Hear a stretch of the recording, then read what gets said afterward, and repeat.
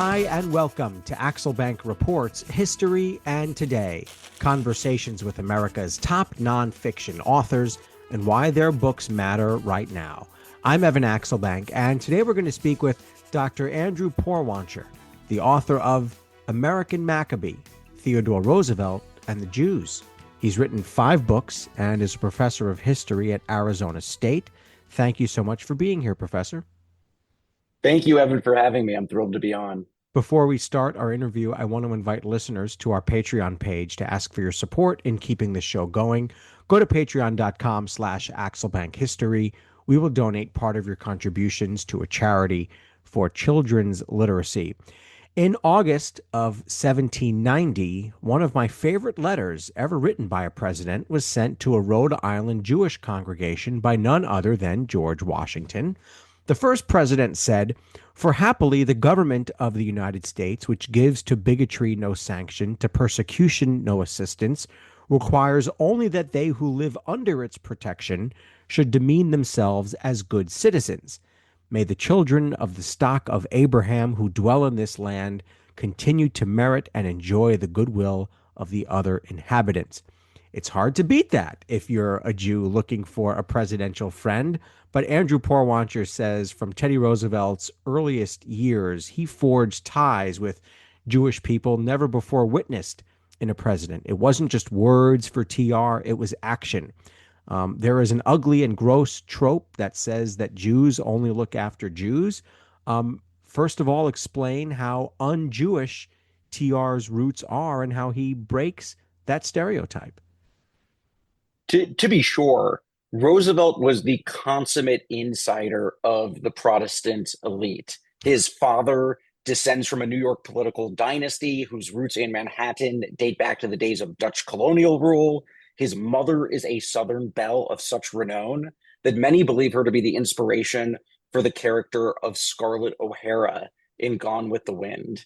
And yet, despite Roosevelt's deep embeddedness in the Protestant elite of his day, he does forge this connection with the Jewish community at a time when the Jewish community is increasingly characterized by indigent Eastern European refugees who are fleeing violence from abroad. And so Roosevelt's biography doesn't necessarily make him an obvious figure to forge this relationship with Jews, and yet improbably he does. Axelbank, before we go further, I want to just mention axelbankhistory.com was designed by Nikki Rideout of Ellie Claire Designs. The website has our most recent episodes, our featured episodes, and also a link to that Patreon page I mentioned. So everybody check out Nikki's work.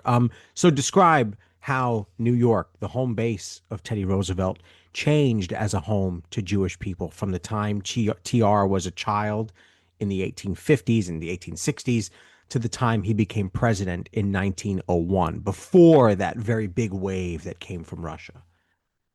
So Roosevelt's upbringing in New York took place at a time when there was some Jewish influx. It tended to come from Central Europe more so than Eastern Europe. Many of these Jews were coming from Germany.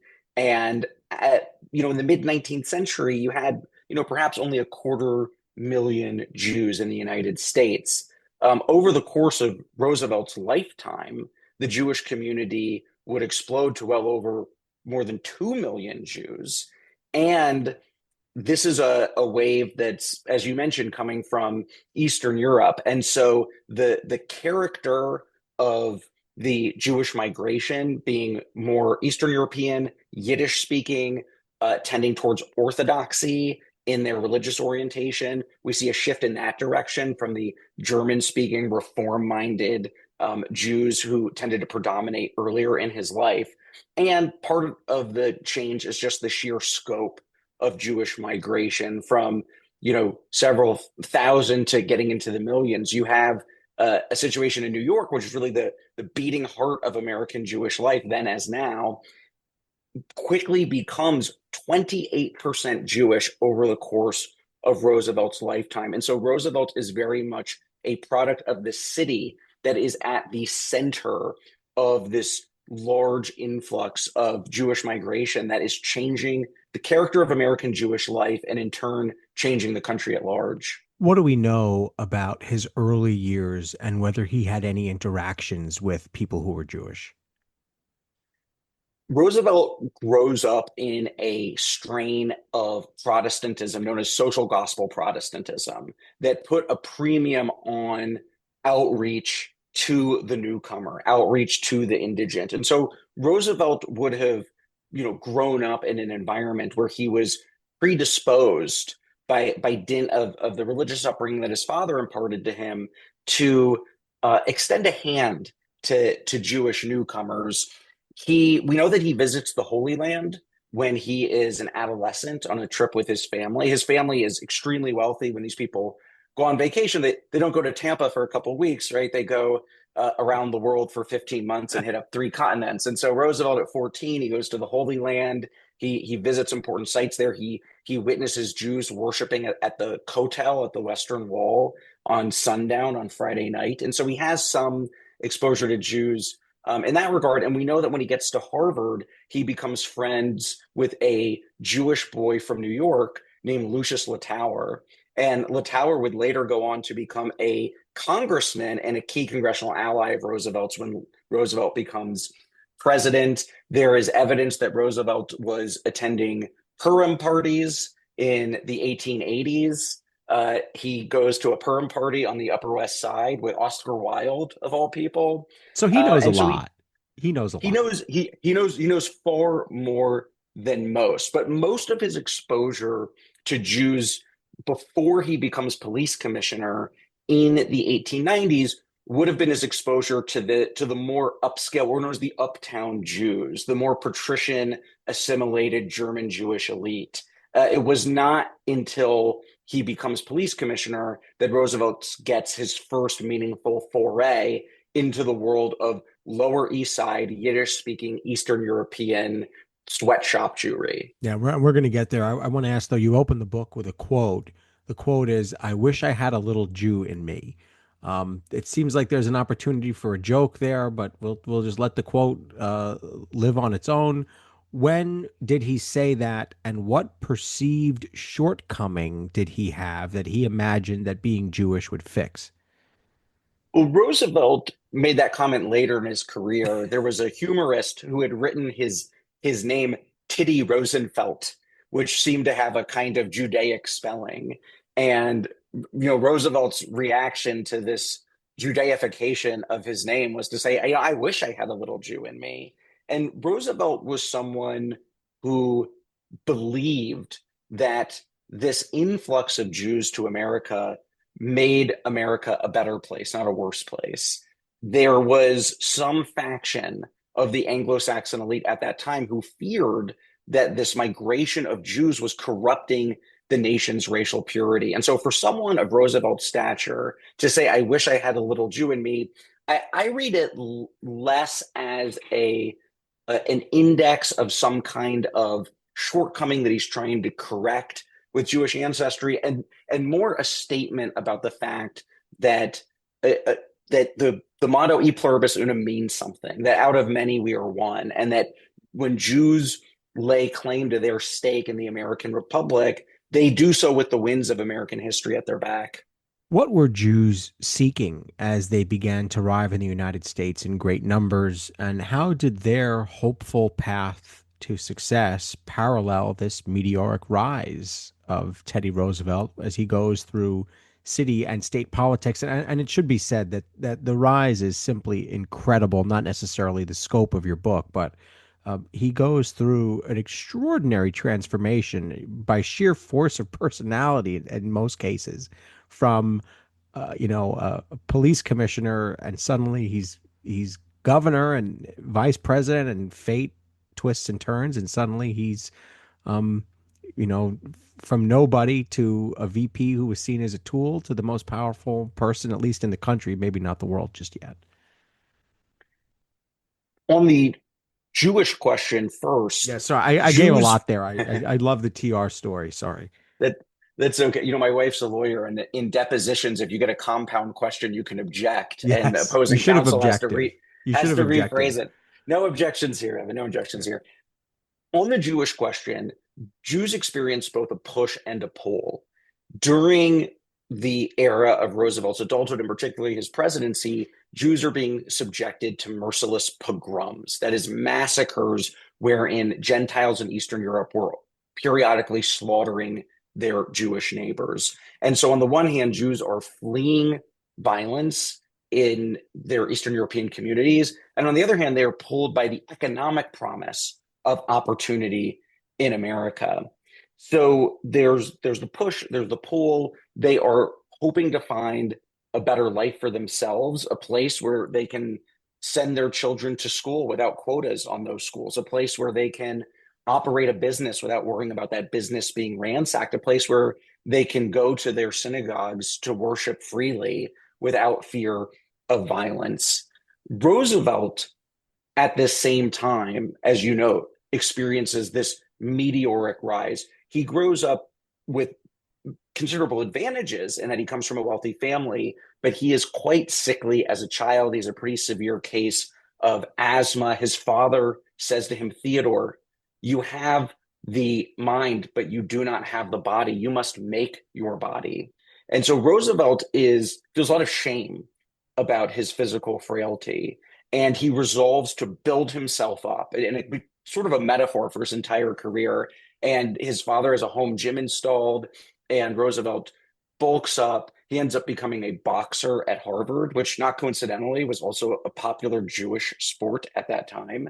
And he takes this aspect of his identity, his physical weakness, and he turns it into one of his greatest strengths. And he's renowned today for having been the cowboy in the Dakota Badlands, for having been the adventurer who sailed down the Amazon, for being the war hero who braved Spanish bullets in Cuba.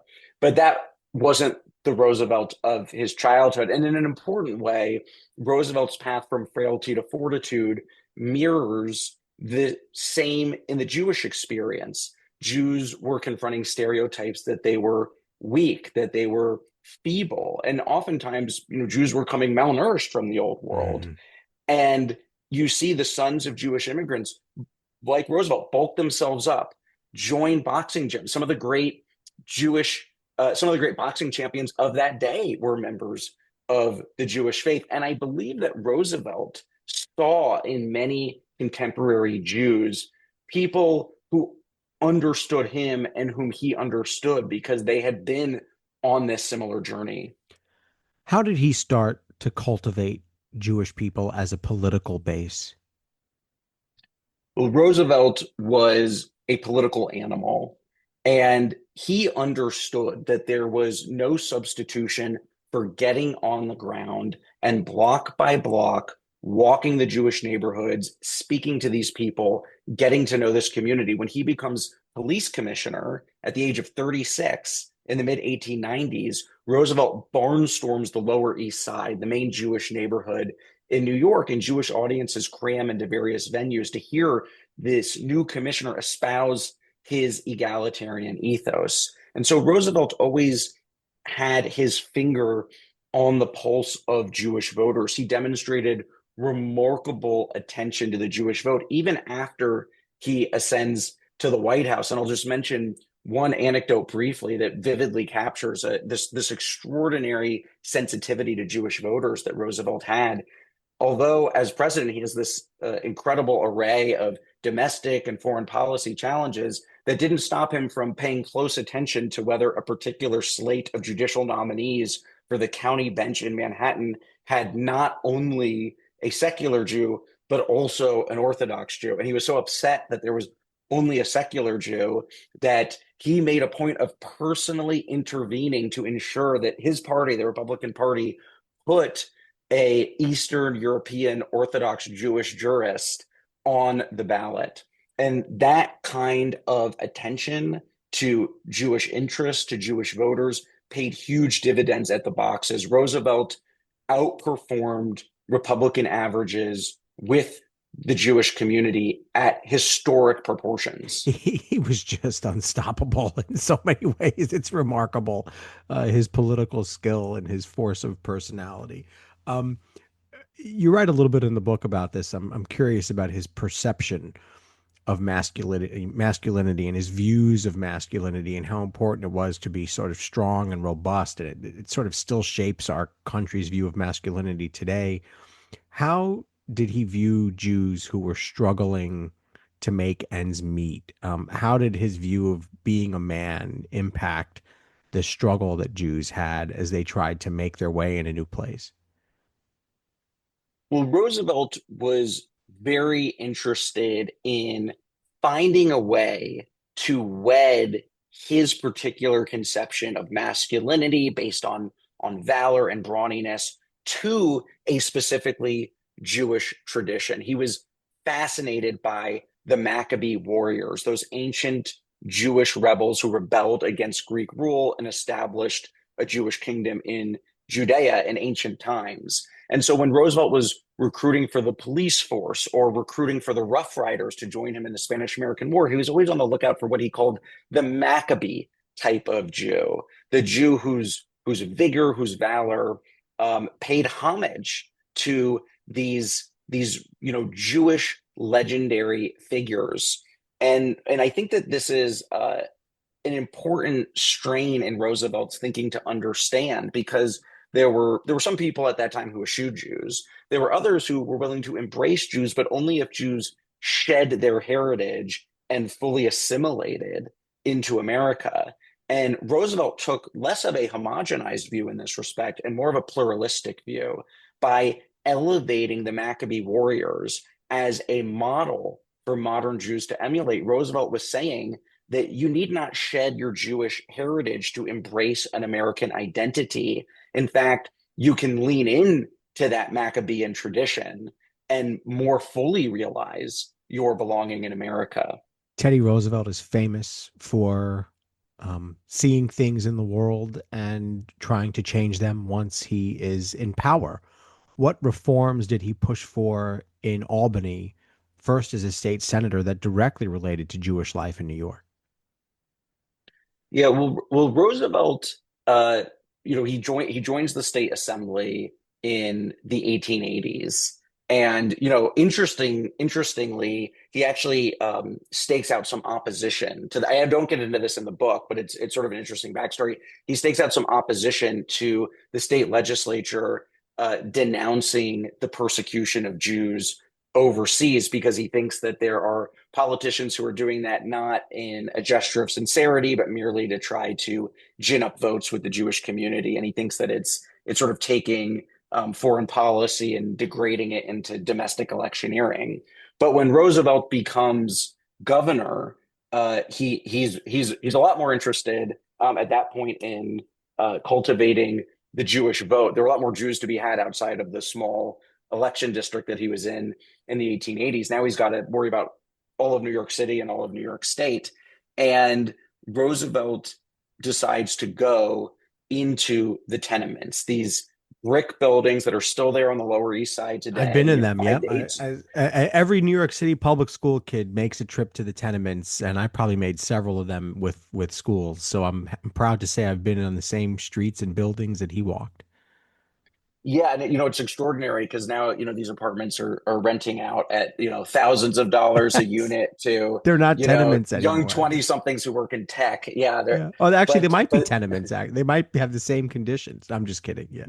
yeah, yeah. Well, to the extent they got better, it was because of Mm. Roosevelt, which is a great segue into the reforms that you were asking about. Roosevelt goes into these tenements and he sees for himself the conditions under which Jews are subsisting. These tenement buildings were not only apartments, they often doubled as sweatshops. Sometimes you could get 10 or more people in a room sewing fabrics. Most Jews on the Lower East Side worked in the garment industry. Many of the rooms in these tenements did not have running water. They did not even have windows in some of these rooms. And so these were terrible conditions. They were rat infested. During the summer months, the tenements became insufferably congested and overheated. And Roosevelt reams out this commissioner that he's with who's supposed to enforce standards. And he doesn't stop there. He sends a urgent message to the New York State legislature saying, we need to pass legislation that is going to make meaningful reform in the tenements and is going to shut down manufacturers who are running sweatshops that are putting people in unconscionably dangerous and inhumane conditions. And the state legislature did not show a Rooseveltian sense of urgency on the matter, which led Roosevelt to step up his pressure even more. And ultimately, the state legislature capitulates to Governor Roosevelt. They start a study to investigate conditions in the tenements, and they pass major reform legislation to help make the tenements more livable for Jewish families and other immigrant New Yorkers who were subsisting in similar buildings. The incredible thing about Teddy Roosevelt is I talked about his meteoric rise, but I neglected to mention that he goes to war in the middle of all that.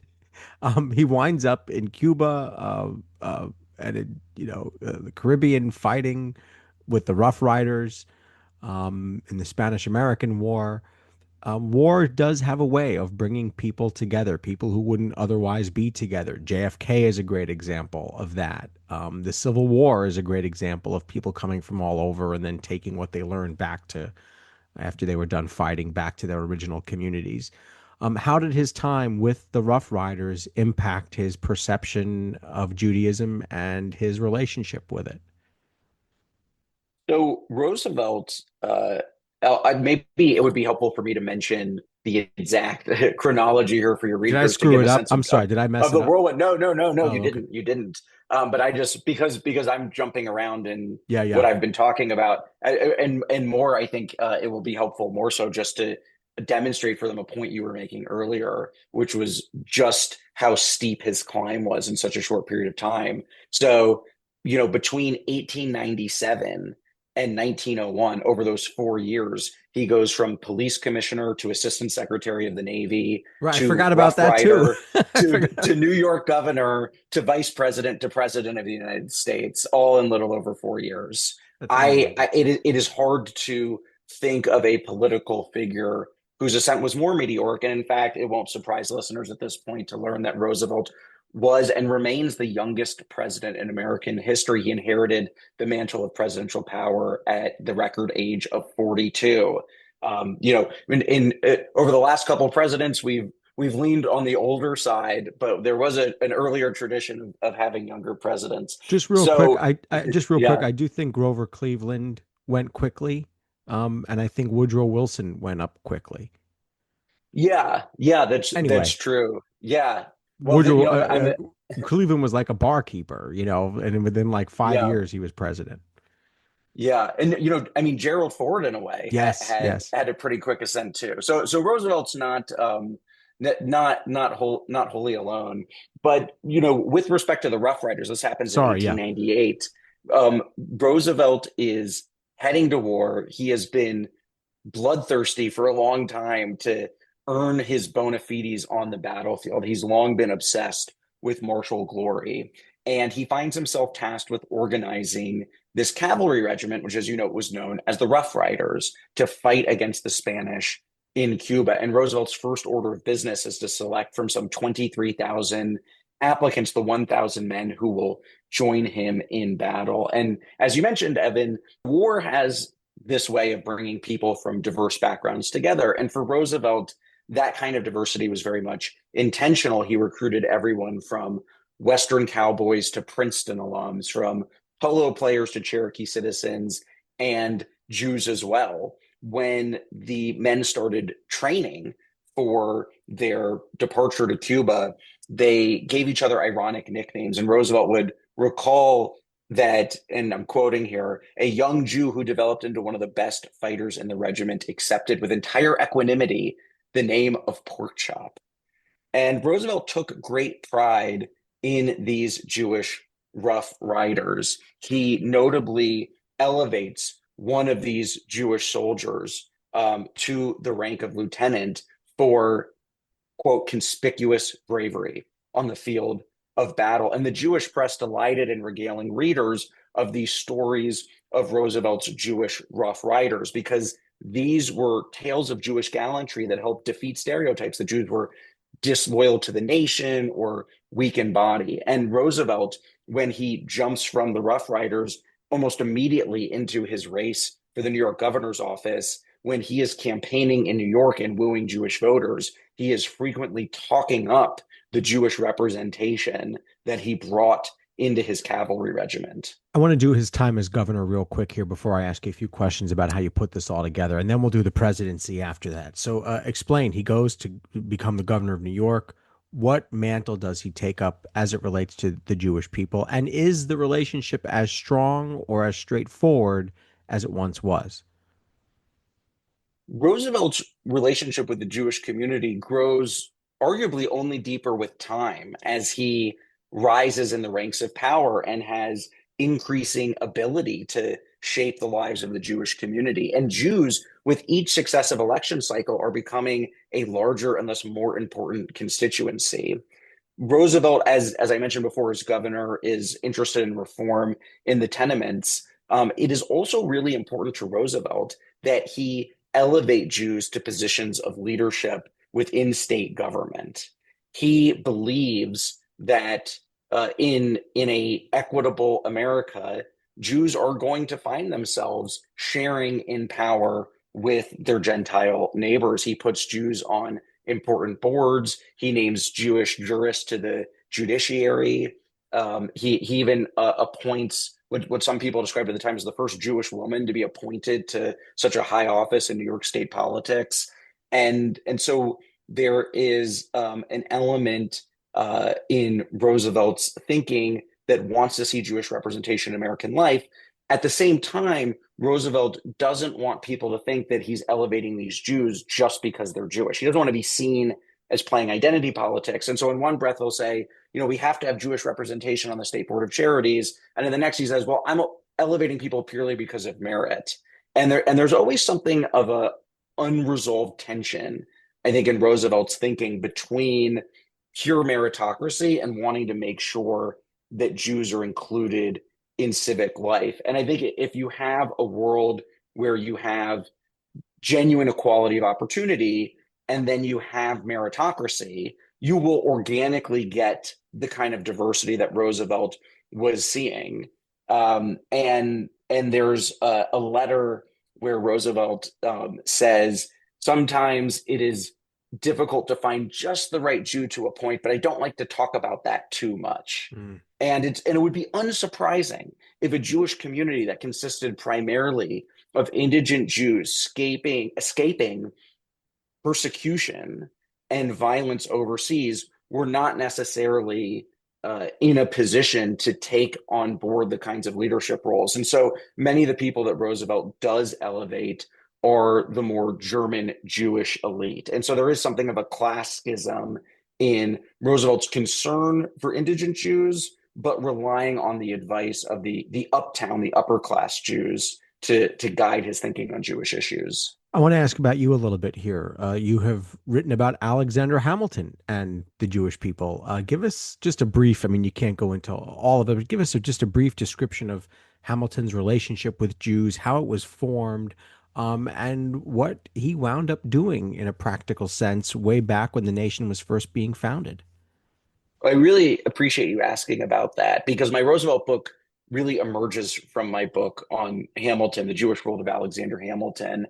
And what I found in doing the Hamilton book was that Jewish history is a remarkable window onto understanding American democracy. This year, we celebrate the 250th anniversary of the Declaration of Independence, which famously assures equality to all. And so the question of Jewish standing in America is a kind of test case about whether this inspiring promise enshrined in the Declaration will be fulfilled or forgotten.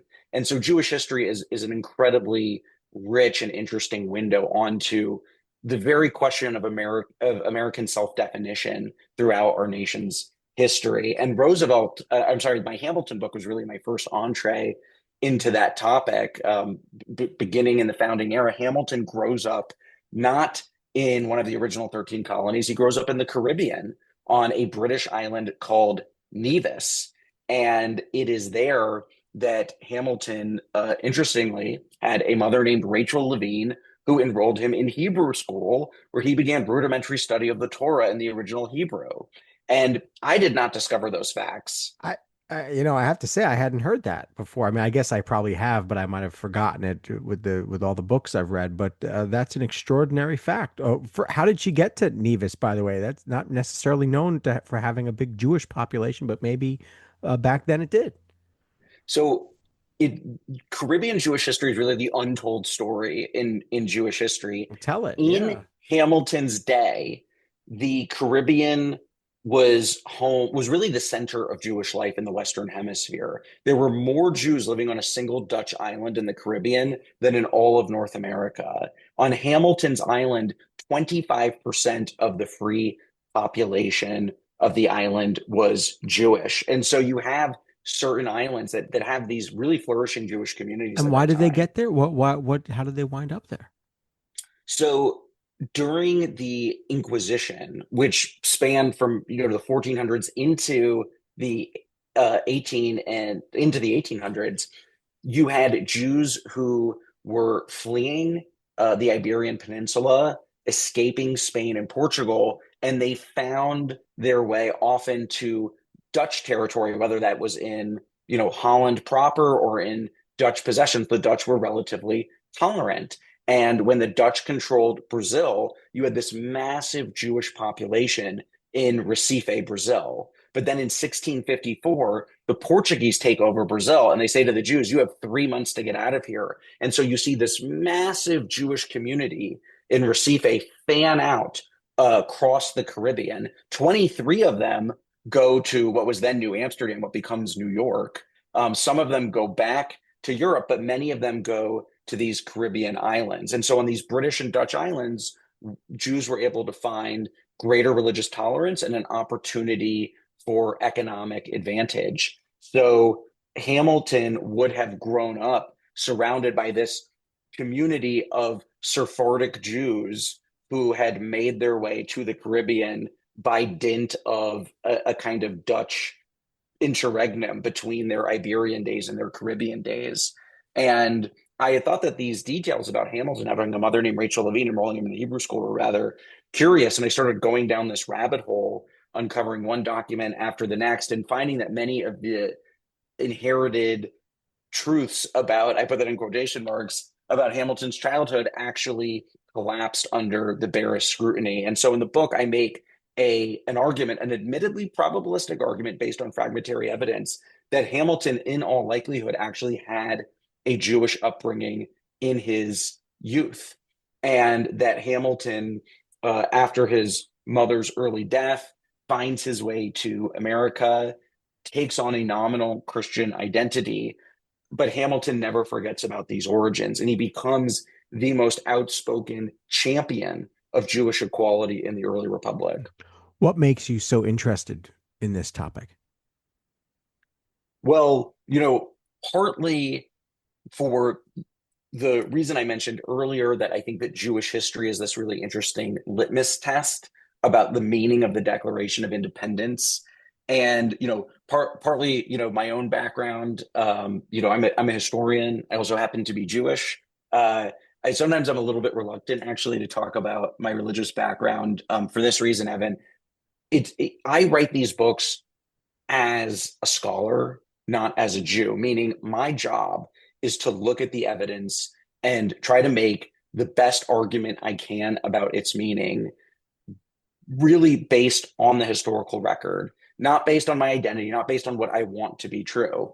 But I think that it would be disingenuous of me to deny that the fact that I have a Jewish background might lead me to ask questions of certain pieces of evidence that I wouldn't have otherwise asked. And so when I see that Hamilton has a mother named Rachel Levine and she enrolls him in Jewish school, I happen to know something about how unlikely it would be that Jewish schools were educating Christian children at that time. And I might be more alive to that than I would be had I grown up Catholic or Protestant.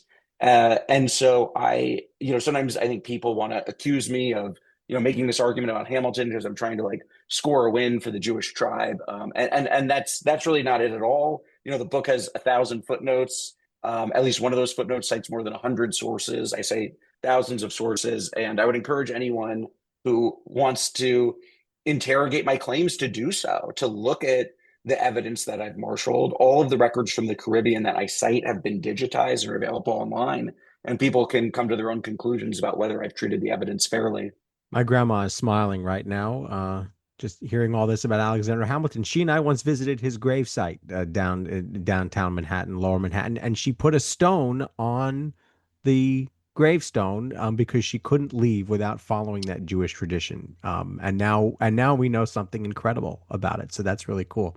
I'll never forget her. She thought the guards, her imaginary, her idea that there were going to be guards chasing us out of the cemetery from there. I said, I think we're good, Grandma. I think we're good. Um, uh, there are several books about Teddy Roosevelt. There are several.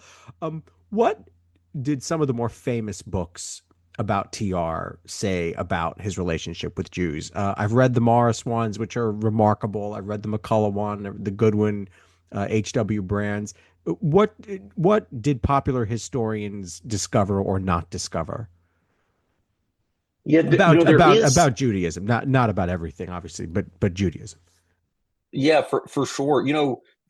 The books you mentioned are phenomenal. You mentioned H.W. Brands. He was very kind to blurb the back cover of my book, which I was honored And to we because just I had felt him on the his. show, by the way. Just had him on the Oh, show. He great. was our fifth Oh, anniversary celebrant. So yeah, no, terrific. He's also, a lovely human being. I've gotten to yeah, spend a little bit of time with him in person, and is not just an extraordinary scholar, but a very lovely guy, whom his students really adore.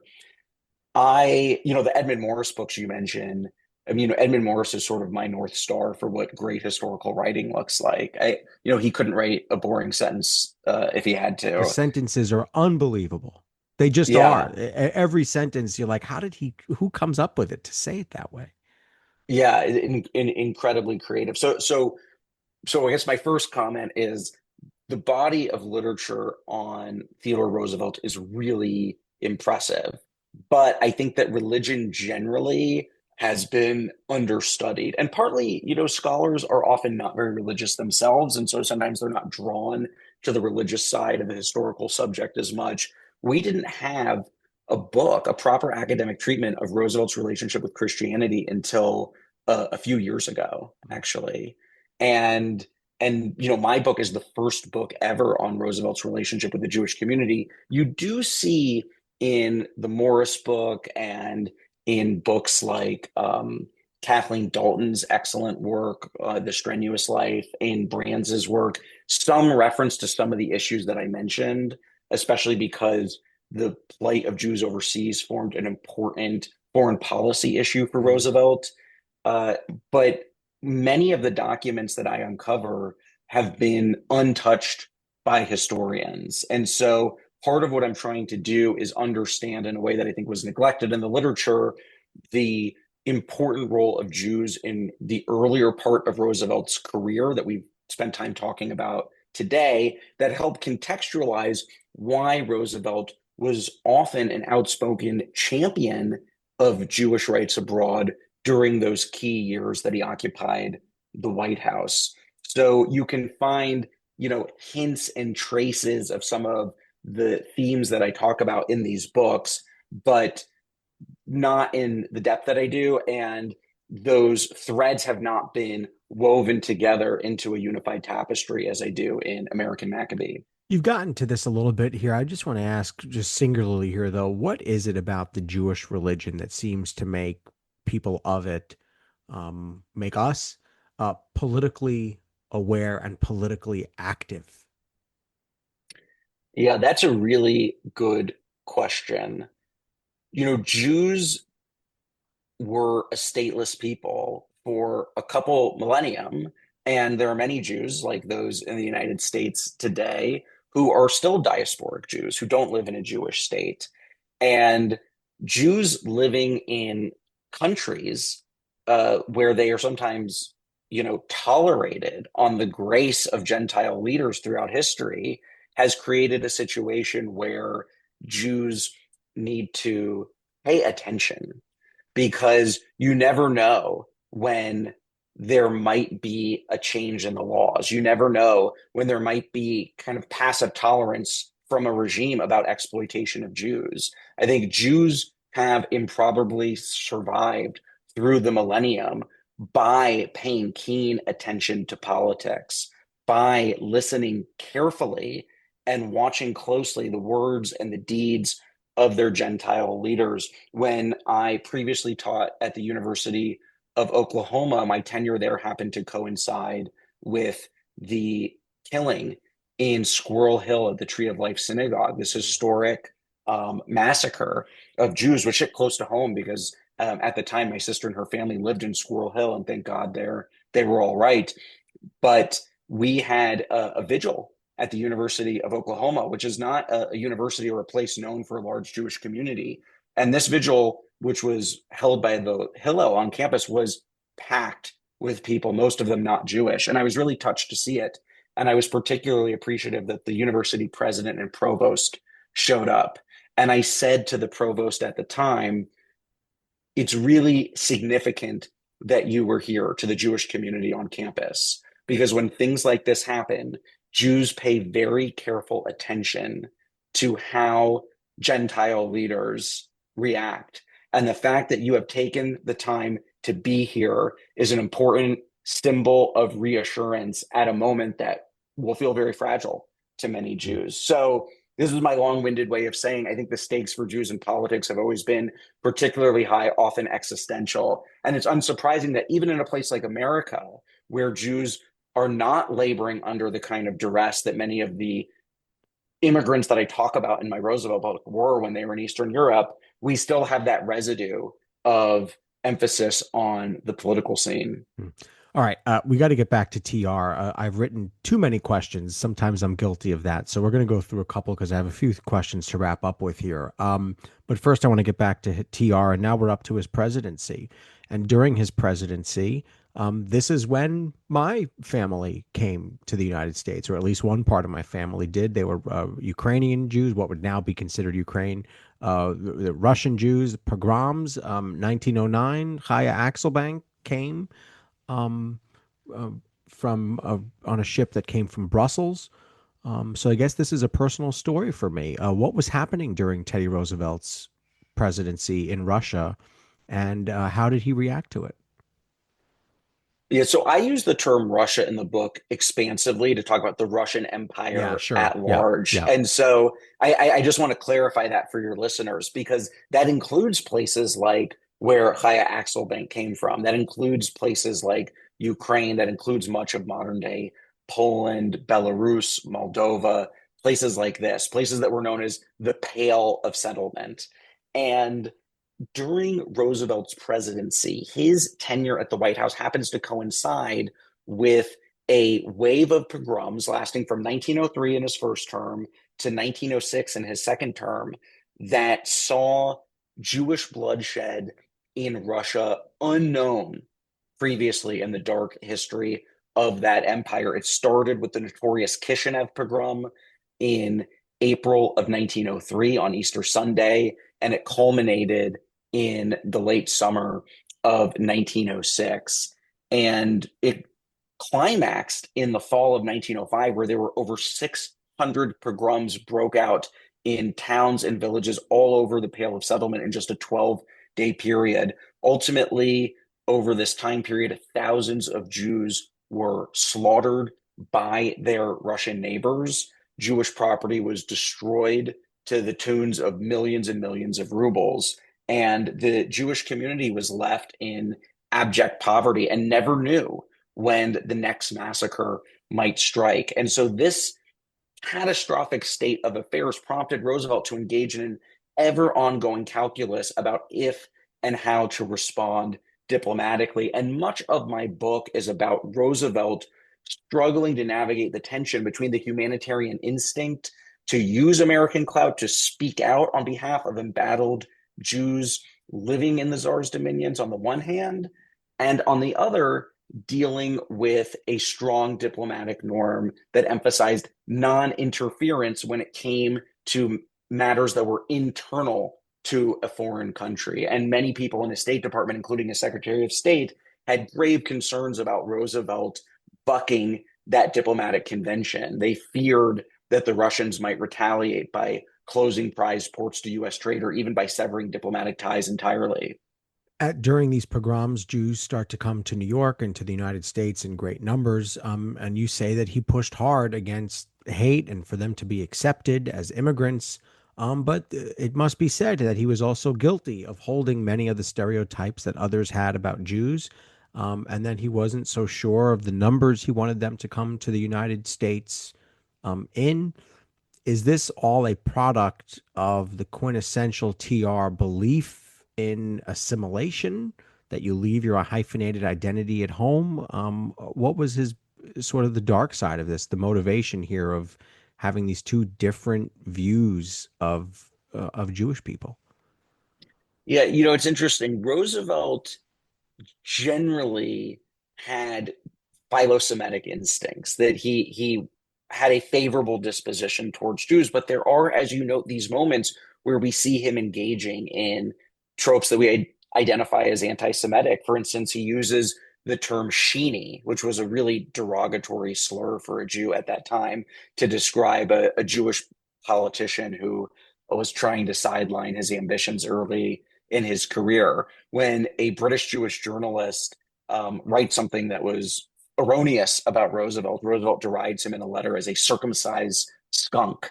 And so I think that Roosevelt's default was to be favorable towards Jews, but when a particular Jew irritated him or presented some sort of political obstacle towards him, Roosevelt could fall prey to some of these anti-Semitic instincts rather. But what I found so surprising, what I did not expect to uncover, was the way that Roosevelt's philo-Semitism and anti-Semitism could sometimes work hand in glove. So, for instance, Roosevelt says in a letter that Jewish children outperform American children in schools. And so, on the one hand, Roosevelt is elevating Jewish children. He's saying they're even brighter, even more academically capable than their Gentile counterparts. But by saying that Jews are at the top and then Americans below them, he is separating Jews from American identities, treating them as something superior, and yet at the same time, putting them in this sort of other category. And Roosevelt is actually, in a way, not anomalous in wedding philo-Semitic and anti-Semitic instincts. This is part of the paradox of America that we have to reckon with. It's not just a story of the pro-Jewish forces and anti-Jewish forces coming into tension. It's the story of ordinary people who sometimes held Jews in high regard in one moment, but then dismissed them in another. Did anti-Semitism in the United States in that time, in the early 1900s, in TR's time, did the anti-Semitism at that time parallel or echo the anti-Semitism that we see today? Did that get passed down in a straight line? Elements of it do pass down in a straight line to today. Some elements do not. And so I think the kinds of anti-Semitism that we don't see today are concerns that the presence of, Jewish newcomers are, somehow diluting the racial purity of the country. Now, of course, you can find some extremist neo-Nazis who will have that view, but I don't think that that is as common an anti-Semitic trope as, cliches about Jews controlling finance, which was So very that common in existed Roosevelt. back then. Absolutely. It was a very potent strain. And this goes back to Hamilton's day. You can find in the Hamiltonian era people talking about, a shadowy network of globalist Jewish banking elites pulling the puppet strings of world finance that continues in Roosevelt's day. And it remains a potent anti Semitic cliche in our own moment. All right, we got about 10 minutes. I got a few more for you here. I want to wrap things up. How did Teddy Roosevelt's relationship with Jews get passed down or not to his immediate successors, Taft, Wilson, and then the pre-FDR Republicans? So Roosevelt had personally selected Taft to be his heir apparent. And I'm actually working on a sequel just focused on Roosevelt's post-presidential relationship with the Jewish community, which overlaps with Taft's presidency. So this is a bit of a preview, and maybe if I'm fortunate, Evan, I'll get a chance to come back on in a few years when that book comes out and talk to you about it. Anytime. Absolutely. So, Roosevelt had worked hard to ensure that Taft would get to inherit not just the presidency, but Roosevelt's favorable relationship with the Jewish community. And part of Taft's pitch to Jewish voters was, I will carry on the Rooseveltian tradition of standing up for Jewish interests. But ultimately, the Jewish community gets very frustrated with Taft because they want Taft to break a treaty, to get out of a treaty with Russia, because the Russians weren't respecting the rights of Jewish American passport holders to enter Russian territory, which they saw as a real affront to their dignity, even whether they wanted to go to Russia or not. I think many of them did not, but they were offended at the idea that Russia would buck a treaty that said they were supposed to take all Americans and really they would only accept American Gentiles. And the Jewish community, instead of taking the strategy they had with Roosevelt, which was having closed door meetings with him, trying to shape his influence quietly.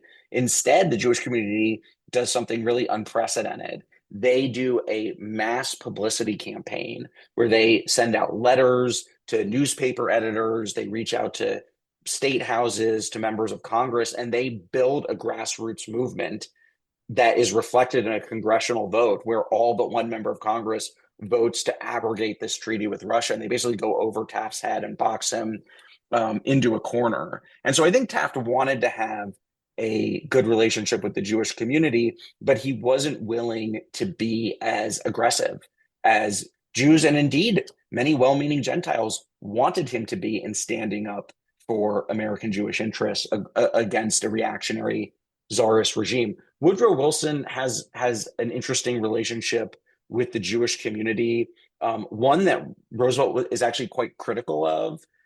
Roosevelt was a much more full-throated advocate of Zionism than Woodrow Wilson was. During World War I, the British issued the Balfour Declaration, and which says that the British are going to support the idea of a Jewish homeland in what was then Palestine under British rule. Well, it's sometimes called mandatory Palestine, which is part of the British mandate.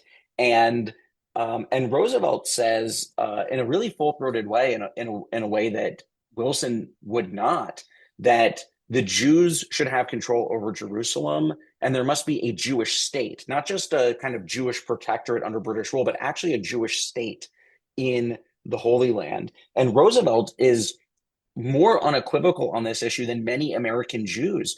Zionism was a deeply divisive issue in the American Jewish community at that time because many American Jews were worried that if there was a Jewish state, American Jews would be accused of double loyalty. Mm. And Roosevelt says, you don't have to worry about that at all. You have Lutherans in America, and they might share a religion with German Lutherans who are still in Heidelberg or Berlin, but that doesn't mean that they're loyal to Germany. And similarly, a Jewish American can share a Jewish faith with someone who's going to occupy a future Israeli state, and yet they can be unquestioned in their fidelity to their American citizenship. And so in a way, Roosevelt was really farsighted in seeing a world where you could have a Jewish state in the Holy Land and at the same time have a flourishing Jewish community at home. TR and the environment. Oh, wait, let me go back one. I missed one. Is there a Jewish prayer or teaching that is particularly applicable to the life and lessons of Teddy Roosevelt? I believe that the ultimate Jewish teaching in thinking about American history at large is the idea that we are all created in God's image.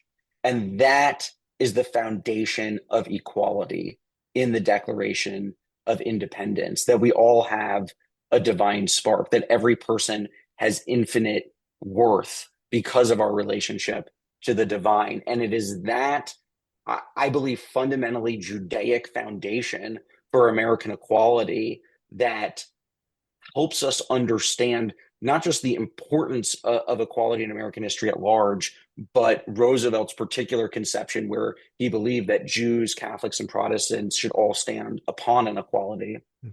All right, this is I gave it away. TR and the environment. Is there a Jewish story there? Is there? I mean, Jewish holidays. Several of them celebrate our natural Earth. Is there a good TR and environment story there when it comes to the Jewish religion? I looked, I couldn't find a great environmental angle. So much of this book is really about the kind of filth and the grime of the Lower East Side and Roosevelt working his way through the overcrowded sweatshops.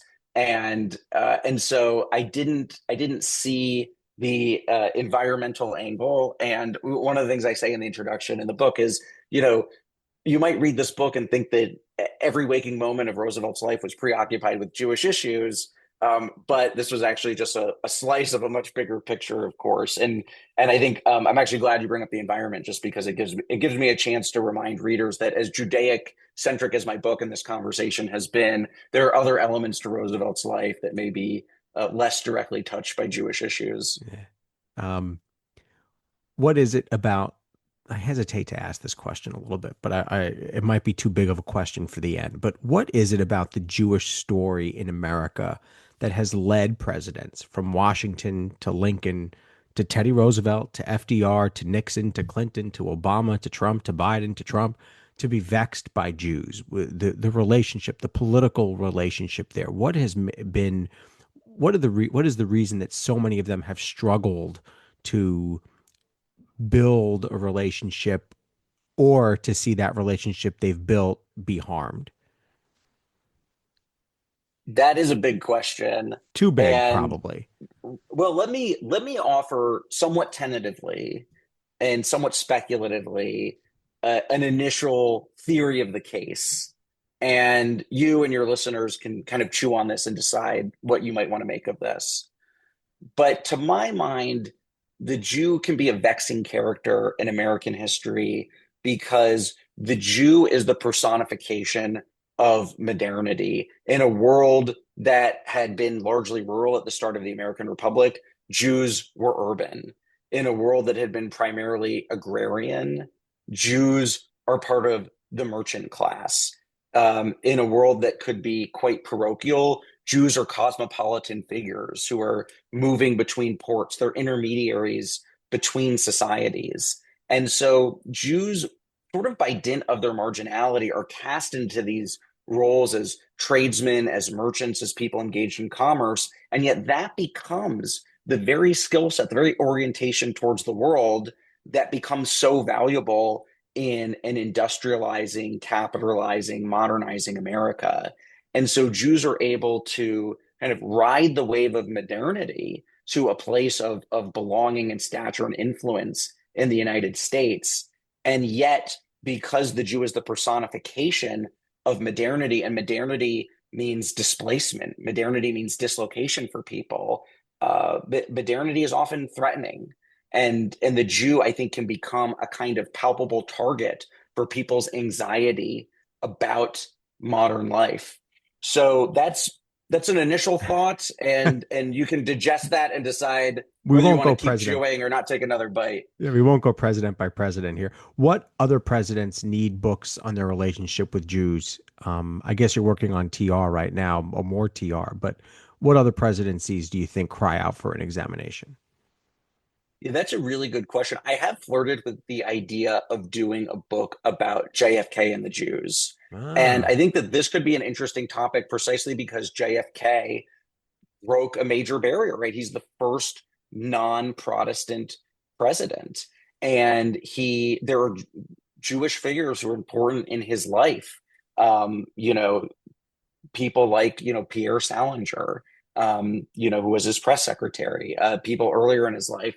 And there's also important issues relating to American foreign policy towards Israel, relating to, yet again, the livelihood and the lives of Jews living under Soviet control. And so Jewish issues are part of his personal story, but they're also part of his foreign policy. And so I have flirted down the road with maybe doing a book on JFK. I endorse. Can a Jewish person be elected president? Can the political will be marshaled to make that happen? That is a really interesting question. Roosevelt said yes. Roosevelt explicitly predicted that the American Republic would elevate a Jew to head of state. I believe in the American people's capacity to surprise the doubters. I think that America, for its faults, for its shortcomings, for its sometimes reactionary moments, has a remarkable ability to stun the world, to surprise, to be a model for nations around the world. And if I had to bet at a moment when I know a lot of people on both sides of the aisle feel a measure of cynicism about American politics, I believe that whether Democrat or Republican, we will see a Jewish president in my lifetime. All right. I've taken up way too much of your time. I got one more for you, or I would say I wouldn't say too much. I would say more time than I promised at the beginning of this. Your dedication is to Kristen. When you started this book, you said you didn't know her. Today, she's your wife. What does that say about either the process of writing books, or is it a reflection of how quickly love can happen? It's more of a reflection of the fact that books take a long time Yeah. to write. Whenever she comes to one of my talks at a synagogue, I always say, so maybe your one chance to meet a Jew named Kristen. So people always got flock to her. You're lucky she And comes so to the the, talks, by the way. That's I, unfortunate. I am. Yeah. No, I've been really, blessed in life. I tell my students, the most important thing I'm going to teach you is not about history. It's to marry somebody kind. And I was lucky to marry the kindest person that I've met. And she really saw in a way that no one else does the blood, sweat, and tears that go in to spending 6 years writing a book. It maybe there are other people like Edmund Morris where it comes to them a little more easily. But for me, I really agonize over every word. And, she had to suffer through on our honeymoon, me spending, multiple meals sounding out possible book titles. And so she's demonstrated remarkable patience with me. And it was really my great joy in writing this book was getting to dedicate it to her. So cool. Dr. Andrew Porwancher, the author of American Maccabee, Theodore Roosevelt, and the Jews, thank you so much for joining us. Thank you, Evan. I had a great time. So great.